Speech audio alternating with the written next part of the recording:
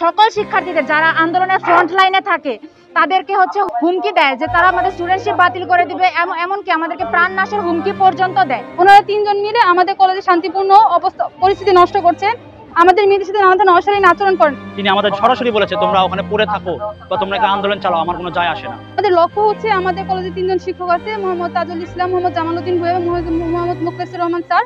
ওনাদের যাতে অনতিবিলম্বে এখান থেকে বদলি করানো হয় এবং অন্য জায়গায় দিয়ে দেওয়া হয়। ওনারা তিনজন মিলে আমাদের কলেজে শান্তিপূর্ণ পরিস্থিতি নষ্ট করছেন, আমাদের মেয়েদের সাথে নানা ধরনের অশালীন আচরণ করেন এবং ওনাদের বিরুদ্ধে যখন আমরা আন্দোলন নামি তখন ওনারা নানা ধরনের হুমকি প্রদান করে আমাদের মেয়েদেরকে যে আমরা চাচ্ছি না, আমরা একটা শান্তিপূর্ণ ক্যাম্পাস চাচ্ছি। সেজন্য আমরা তিনজনের বদলি দাবিতে আমরা এখানে উপস্থিত হয়েছি। আমাদের প্রায় 2 ঘন্টা হয়ে গেছে আমরা এখানে অবস্থান করছি। 3 ঘন্টা আমরা সকাল থেকে সারাদিন সকাল 8টা 8:30টার সময় আমরা আমাদের ক্যাম্পাস থেকে বেরিয়েছি, সেখান থেকে তারপরে আমরা রাস্তা এখানে এসে আমরা এখানে অবস্থান করছি।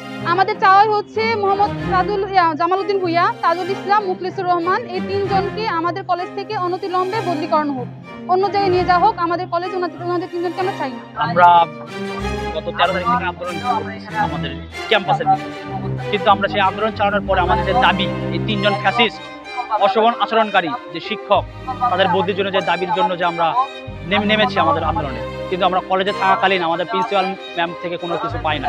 তাকে হাজারবার বলার পরে উনি আমাদের সামনেই আসেন না, উনি ডিজি বরাবর ডিরেক্টর জেনারেল স্যার বরাবর আমাদের চাইতে বলেন, আমরা সেখানে গিয়েও কোনো আপডেট পাই না। তিনি আমাদের সরাসরি বলেছে তোমরা ওখানে পড়ে থাকো বা তোমরা একটা আন্দোলন চালাও, আমার কোনো যায় আসে না। আমরা সাধারণ শিক্ষার্থী, আমাদের কলেজ তার মুখাপেক্ষী, কিন্তু তার মতো মানুষের কাছ থেকে আমাদের এই কথা শুনতে হয়েছে। তারা কতটা দুর্নীতিবাজদের পক্ষে তারা আছে।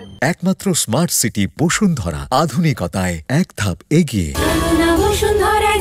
আমরা আজকে ডিসি স্যার বরাবর আসছি। আমাদের এই নিটটা আমার গাজীপুরের অংশ, আমার গাজীপুর আমাদের কলেজ অবস্থিত, আমরা গাজীপুরের ডিসি স্যার বরাবর আসছি আমাদের এই কথাটা জানান দেওয়ার জন্য। আমরা পূর্বেও তাকে স্মারকলিপি দিয়েছি এবং আজকে আমরা র্যালি আকারে মানববন্ধন আকারে আমি দাঁড়াতে বাধ্য হয়েছি তার কাছে এই সমস্ত কিছু জানানোর জন্য। আমাদের ডিসি স্যার আজকে নেই, কিন্তু অতিরিক্ত ডিসি স্যার, অতিরিক্ত যে জেলা প্রশাসক স্যার আছে ওনার সাথে আমাদের কথা হয়েছে। তিনি আমাদের আশ্বস্ত করেছেন উনি উপর মহল বরাবর, মন্ত্রণালয় বরাবর আমাদের এগুলো প্রেরণ করবেন এবং অলরেডি উনি ডিসি স্যার বরাবর আমাদের সব কিছু এগুলো জানাইছে, ফোনের মাধ্যমে জানাইছে। আমরা এখানে আসছি এবং আমরা আগামী কার্য দিবসে আমরা এখানে আসবো আমাদের সরাসরি ডিসি স্যারের সাথে কথা বলতে, আমাদের আপডেট জানাবো। কলেজে শান্তিপূর্ণ শিক্ষার যে পরিবেশ ছিল, সুশৃঙ্খল পরিবেশ ছিল, সেই পরিবেশটা নষ্ট করেছেন।